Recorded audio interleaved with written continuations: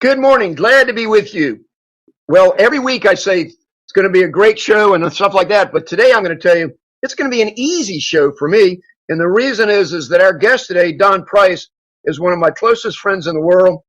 We've been friends for pushing 40 years, give or take. He's been on the show a couple other times. But the whole purpose of today's show, it's a continuation in the series that was started on episode 159 that was titled From the Lip to the Hip. It's a pretty far distance, where I'm doing a real study with people that I respect greatly, that have good things that they can share with the listeners. But From the Lip to the Hip brought out for me one of the things that I've just really felt so deeply strong with my whole life, and that is people doing what they say they're going to do. And this whole series is based on, I've asked people to listen to that show and then come on as a guest, because I believe that all the people that are guests in this series are worth everyone else listening to. And so today it's Don Price, and we're just going to start the show, and it's going to go where it goes. But when I say it's easy, Don is he's a professional, and I can count on him to do what he says he's going to do, and you're going to see that in today's show. But sit back, enjoy it, relax, because this show is going to be very, very important to you, because it's going to help each one of you. So let me just tell you what it is. Today's show is called Character and Integrity Are the Deciding Factors. It's episode number 163. Right Thinking with Steve Copeland is very pleased to announce that this week's show is called Character and Integrity Are the Deciding Factors with guest Don Price. Tune in and hear, or tune in and be inspired, as Steve has a beautiful conversation with Don, who during his 40-year banking career helped hundreds of people to both personal and business success. Don is a man who, if there is ever any way that he can help you, he will. He is a true role model. Well, Don, thanks for being a guest on the show again. Steve, thank you for having me, and I appreciate the opportunity to talk to you again. Well, Don, you're so welcome, and it's exactly what I said. And I want to make it a little more personal. Don, we've been together for pushing 40 years, almost your whole banking career. But when I say that you're a true role model and you'll help anybody that you possibly can, those aren't just words and accolades, so to speak. You, of all the people that I know, you have probably helped me more than anybody. You know, the country's going through a national crisis right now, and the world's going through a crisis. I mean, it's a worldwide crisis, but a lot of people are starting to refocus themselves and think things differently now, as everybody understands that. And advice from people on how to better handle their finances and get through this this crisis is critical for everyone. But I've been in a crisis, as you well know. It's been documented on the previous shows that you've been with me. I've been in a crisis off and on for 25, 30 years. And a lot of the lessons that I've learned on how to face adversity, you've been with me all the way through. And when I said that if you could ever help someone, you will, you have helped me keep my life moving forward when I've had incredible financial pressures and personal things going on, more than anyone in the world. And I've always said that there's two people in my life that know me better than anybody else, that understand me. And that's you and Todd Preddy, my close friend that's also my lawyer. And both of y'all are founding members of Right Thinking Foundation. But Don, of all the people that I know to talk about what we're going to talk about, I truly know that you've got probably, I can't say the most to say, because that would be comparing you with some of the other wonderful people that are on the show. But Don, I love you, and I just thank you for being the person you are. And what I want to do in today's show is just share some of your wisdom, get some advice from you. But I really want to go a little deeper in that. I said you're a role model, and you are. You're humble and you're modest, and I'm not trying to go too far with that. But what I want people to get out of today's show, not only the message that you give them, I hope that when the show's over, they know how a person needs to become a role model, the kind of person they are. So I'd like to start off by asking you, how did you get to be the person of character that you are? Well, I appreciate that question. And before I answer that, Steve, I would like to say that much I've appreciated helping you over the years, and you have had some struggles and health and financial struggles, and I've said this many times before. all the people I've dealt with, you have more perseverance and passion to follow through on what you say you're going to do than any person I've ever encountered. So that's a testament to you. Now, to answer the question, how did I get to be the way I am today? I have three people I'd like to talk about that really probably prompted me subliminally initially to be the person I am. First one's my grandfather, my mother's dad. He was a dentist in Richmond for 50 years. And he wasn't rich. He had 4 children, three sons and my mother. And he practiced long and hard in those days. He started practicing in about 1920. And in those days, the dental business was not an easy one. They didn't have all the equipment they have today, as everybody is aware. But he worked on many, many patients, and he made reasonably good money. But what he really did that influenced me, there's a group called the Little Sisters of the Poor, a Catholic organization across the country that helped old and infirm people through their last years. Well, the Little Sisters of the Poor, there were 13 of them in Richmond, and he became involved with them through his parish, St. Benedict's in Richmond. And for 45 years, he provided free dental care to those nuns. Whatever happened, root canals, it didn't matter what it was. But can you imagine the number of hours he devoted to these 13 nuns doing their dental care? To me, that was a huge sacrifice. He didn't get paid a penny for it, but that's what he loved doing. So he was the number one. And I was very young when he was doing this. Starting out when I was 6 or 7 years old was the first time I knew about it, but it didn't really have any impact until I was about 12 or 13. But I always remembered that, and he'd come home and I'd ask him how was work today, and he'd say it was great. Didn't make any money, but had a lot of fun and enjoyed the people I was with. And that's the kind of man that he was. So he was the first. Second was my dad. My dad was the treasurer of Royster Fertilizer Company in Norfolk for 35 years. And that was a big job, took a lot of his time. He took the bus to work every day. We had one car in the family. We had 7 children. He took the bus to work, and my mother kept the car. So he took the bus home, of course.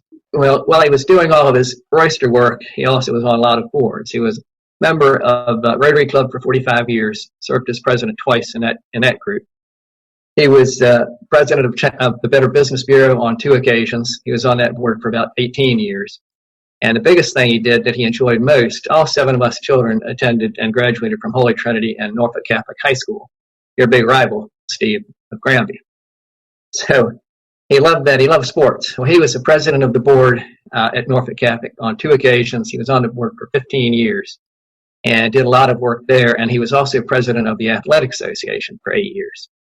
But the thing that really impressed me, and this was something that was not included in anybody's job description, people don't know, but in the mid-1960s, Norfolk Catholic High School was having financial difficulties and was pretty close to closing. Well, he was president of the board at that time, and he started looking into it and determined that one of the biggest problems was people who had the ability to pay tuition, the parents who had that ability, weren't paying their tuition on time. So he took it upon himself to get a list of all of those people, called them at home, and basically begged them to please pay their tuition. And a good number did, but a substantial number didn't respond to his pleas. So he, on his time, went down to small claims court and filed against them to pay their tuition. He did this on, I don't know how many hundreds of occasions. Well, he collected a lot of money, and that was one of the reasons the school was able to stay open. And most people don't know that, but that's a true story. And if something would impress you, that's it. So that's why my dad is really a role model. And the third one is my mother. My mother, as I said, we have 7 children. And she was in charge of taking us all to baseball, basketball practice, recitals, dance classes. I had 4 sisters and 2 brothers, so we were playing sports all the time. My mother did an awful lot of work carting us around to make sure we were available for all our events. Well, she and my dad were members of Holy Trinity Parish for about 62 years. And one of her jobs, it wasn't a job, but it was her unofficial job, she made sure that she took as many parishioners that couldn't drive, the elderly parishioners, to their doctor and dental appointments, to visit friends, to go shopping, grocery shopping, and so on. She did this for probably 30 years, and that was in the midst of taking care of the children and making sure everything else was handled at home. So those are the 3 that really, I would say, inspired me to be what I am today. Volunteer work is not easy. It's certainly very rewarding, as you well know, Steve, because you've been doing it for a long time as well. But that's really it. I have a 4th person. And this one, I talked to her this morning. It's my wife, Barbara. And Steve, you know Barbara very well. Barbara's the most giving person I've ever seen, and people don't know it, and she doesn't talk about it. She started working at age 16 and paid her own way through Norfolk Catholic. She was only one of two in her family to go to Norfolk Catholic. She has 10 brothers and sisters. So she paid her way through high school, and from that point on, she was pretty much independently on her own. When her mother died 13 years ago, and for the last 13 years of her mother's life, Barbara took care of her every day. Matter of fact, her mother lived with us for about 2 months. Then we put her up in a hotel for a while, and then she went in a nursing home. And Barbara visited her mother every day for 13 years. Nobody else in the family did hardly anything to assist with that. In addition to that, when her mother died, Barbara has two older sisters that have some problems, physical problems, and one has a mental problem. For the past 12 years, Barbara has taken them on all their shopping trips, regardless of what the purpose was, doctors, dental visits, and done everything that they needed. And then about 3 years ago, one of her brothers had a serious accident, and for 2 years, she was hauling him around to different doctors and specialists. So she's been doing volunteer work with her immediate family for the past 25 years, basically without a break. And she hasn't had a paying job during that time period. She worked for the newspaper for 34 years as a copy editor. But to have her do that kind of service for 25 consecutive years, to me, is incredible. And she doesn't like people talking about it. But I did ask her this morning before this conversation started if it was okay to mention it. And she was very happy that I was going to do it because she doesn't get the credit that she deserves. So those are the four people that have really inspired me: my parents, my grandfather, and my wife. Don, thank you for sharing all of that. Yeah, I've known you for about 40 years, and I know a lot of people that you know because we both graduated high school in 1969, the same year. And yeah, I mean, Don, I'm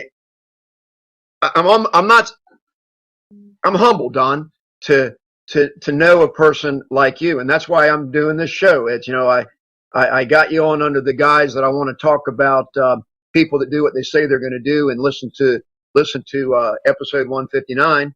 And you know, that whole thing is to I'm trying, just like you are, our whole lives, to be there for other people and to help people kind of navigate through life and maybe change in positive ways.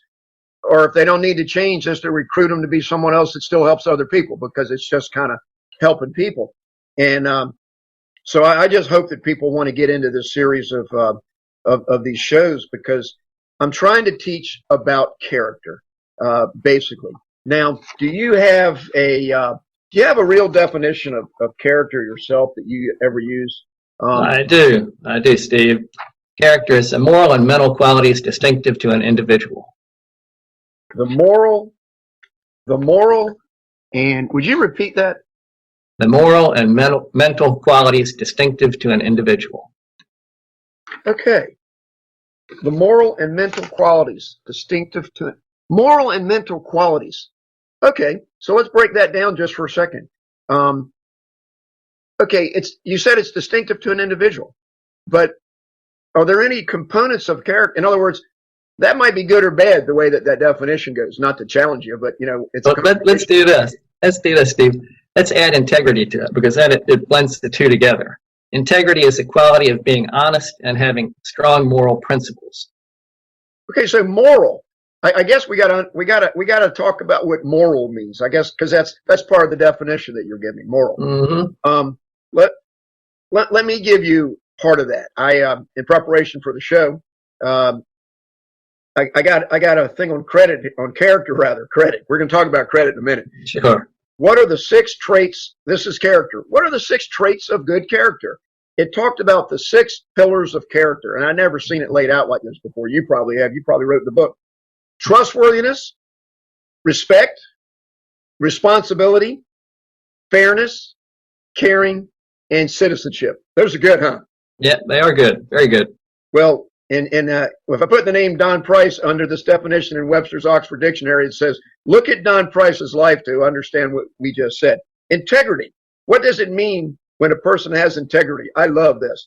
Integrity is a personal quality of fairness that we all aspire to. It says, unless you're a dishonest, immoral scoundrel, of course. Having integrity means doing the right thing in a reliable way. It is a personality trait that we admire since it means a person has a moral compass that doesn't waver.